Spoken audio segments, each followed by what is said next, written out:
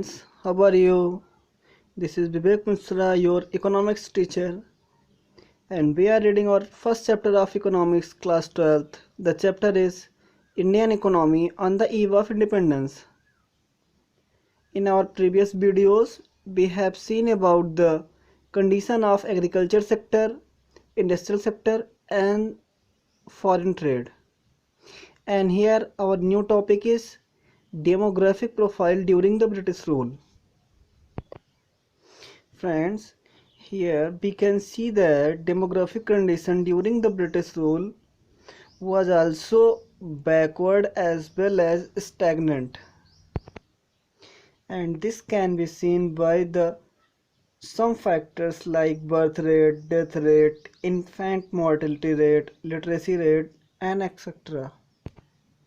दोस्तों यहाँ पे हम देख रहे हैं कि एग्रीकल्चर सेक्टर, इंडस्ट्रियल सेक्टर और जो फॉरेन ट्रेड कंडीशन थी, उसके साथ साथ यहाँ पे जो डेमोग्राफिक प्रोफाइल था, जनसंख्या, इंडिया की जो जनसंख्या थी वो भी काफ़ी ज़्यादा पिछड़ी हुई थी, क्योंकि उस टाइम पे इनका बर्थ रेट, डेथ रेट और इन्फेंट मोर्टेलिटी रेट काफ़ी ज़्यादा हाई था, जो कि इनकी डेमोग्राफिक प्रोफाइल को शो करता है। हमारा पहला फैक्टर है birth rate and death rate. Birth rate और डेथ रेट की जो एक्चुअल डिफिनेशन होती है वो होती है the number of live birth पर 1000 ऑफ पॉपुलेशन, और डेथ रेट की होती है द नंबर ऑफ डेथ पर 1000 per year of the population. और यहाँ पे हम देख रहे हैं कि जो बर्थ रेट थी वो लगभग 48 पर 1000 थी, और जो डेथ रेट थी वो 40 पर 1000 थी। इट मीन्स ये दोनों ही बहुत ज़्यादा हाई थी, जिसके कारण इंडिया की जो इकोनॉमिक कंडीशन थी वो काफ़ी तेज़ी से बिगड़ती जा रही थी और गरीबी एक व्यापक महामारी का रूप ले रही थी। इट मीन्स इंडिया की इकोनॉमिक कंडीशन की डेवलपमेंट में ये फैक्टर्स काफ़ी ज़्यादा मात्रा में प्रॉब्लम क्रिएट कर रहे थे। हमने पिछले इंडस्ट्रियल सेक्टर और एग्रीकल्चर सेक्टर में देखा कि उन दोनों ही सेक्टर में प्रोडक्शन कुछ खास हो नहीं रहा था, और यहाँ पे जनसंख्या भी तेज़ी से बढ़ ही रही है, तो धीरे धीरे गरीबी और बेरोज़गारी आती गई इंडिया में, और जिससे इंडिया की जो इकोनॉमिक कंडीशन थी वो काफ़ी ज़्यादा बद से बदतर होती चली गई। हमारा अगला फैक्टर होगा इन्फेंट मोर्टेलिटी रेट। इसका मतलब होता है कि शिशु मृत्यु दर। It means the death rate of children below the age of 1 year. 1 साल के अंदर के बच्चे कितने ज़्यादा मात्रा में पर 1000 में मर रहे थे हर साल।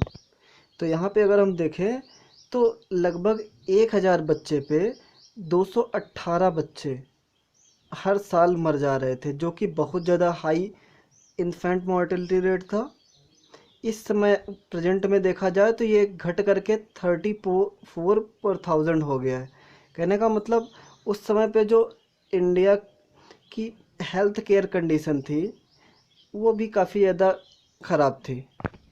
तो यहाँ पे हम देख रहे हैं कि इंडिया अपनी इकोनॉमिक कंडीशन के साथ साथ अपनी हेल्थ केयर प्रॉब्लम के साथ भी जूझ रहा था। यहाँ पे हेल्थ केयर फैसिलिटीज़ उतनी बेटर क्वालिटी में थी नहीं, जिससे कि लगातार मरने वालों की संख्या बढ़ती जा रही थी, और यहाँ पे छोटे छोटे नवजात शिशु के मरने वालों की संख्या में लगातार बढ़ोतरी हो रही थी। हमारा अगला फैक्टर होगा लाइफ एक्सपेक्टेंसी। लाइफ एक्सपेक्टेंसी का मतलब होता है जीवन प्रत्याशा। कहने का मतलब कि किसी भी कंट्री में लोग की एवरेज जो लाइफ है, जो औसत आयु है वो कितनी है।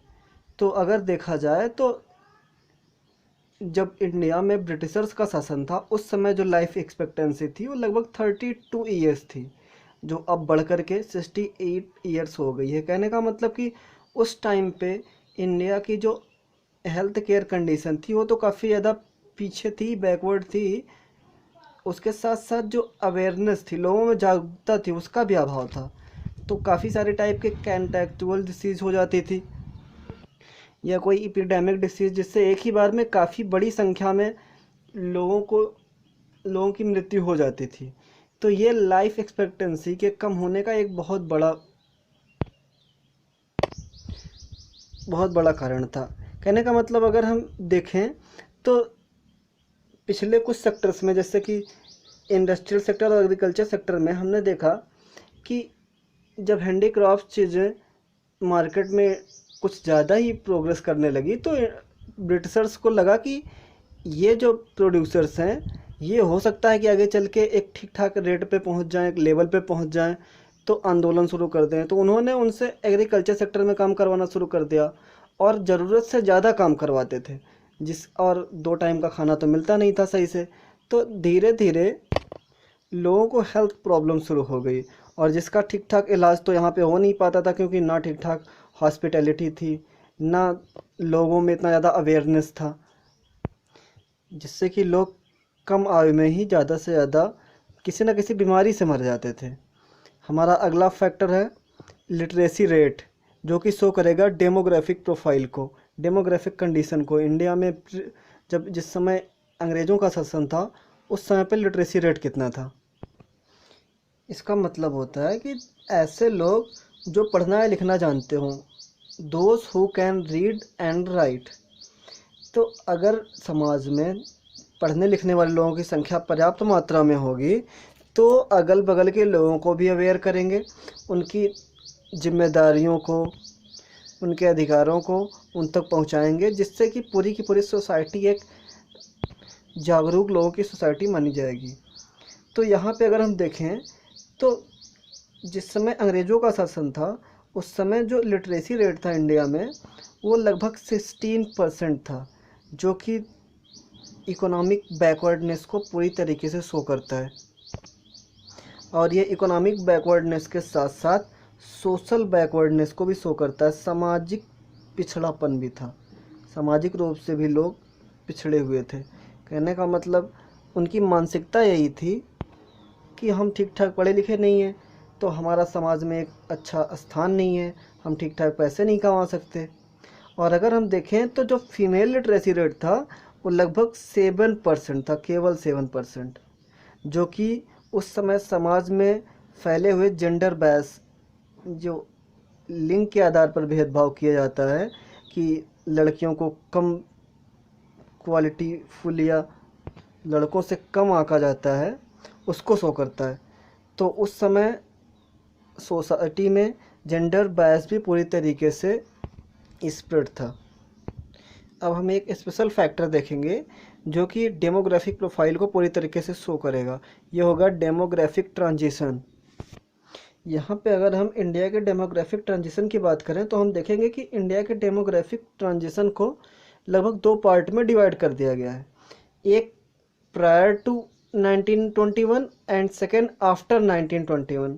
तो हम यहाँ पे देखेंगे कि 1921 से पहले जो पॉपुलेशन ग्रोथ थी इंडिया की वो कंसिस्टेंट नहीं थी, लगातार बनी हुई नहीं थी, वह बढ़ भी रही थी और हो सकता है अगले साल घट भी जाती थी, फिर अगले साल बढ़ जाती थी, मतलब एक तरीके से कमियां ज़्यादा हो रही थी। लेकिन आफ्टर 1921 जो इंडिया की पॉपुलेशन, रिकॉर्डेड पॉपुलेशन थी, वो लगातार एक उससे कंसिस्टेंट रेट से बढ़ ही रही थी, उसके बाद वो घटी नहीं। इस पूरे ट्रांजिशन को हम एक डाटा के थ्रू देखेंगे। हम जानते हैं कि हर 10 साल में पॉपुलेशन काउंटिंग होती है।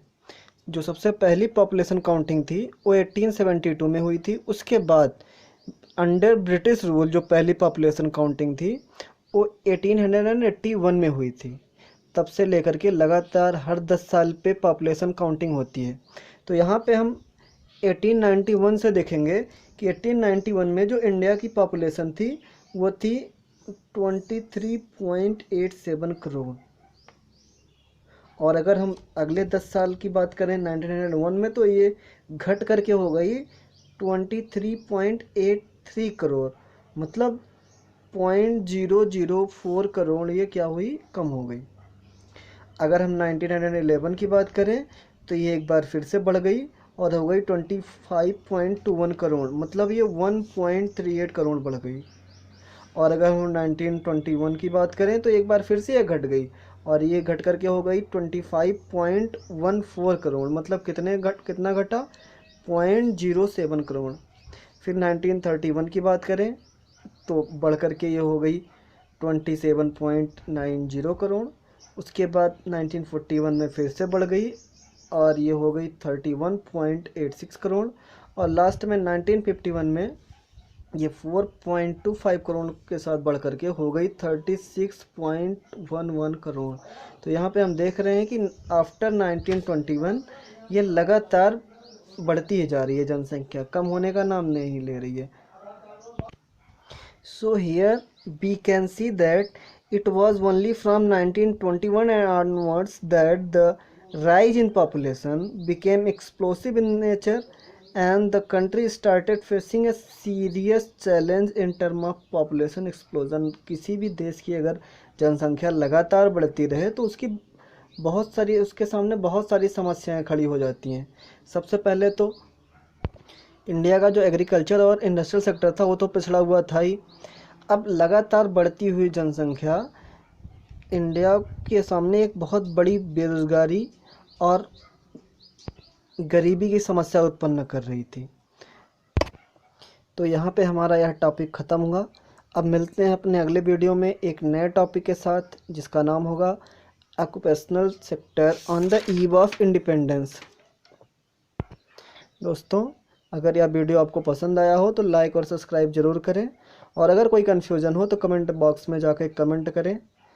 तो मिलते हैं अपने अगले वीडियो में एक नए टॉपिक के साथ। तब तक के लिए गुड बाय, थैंक यू।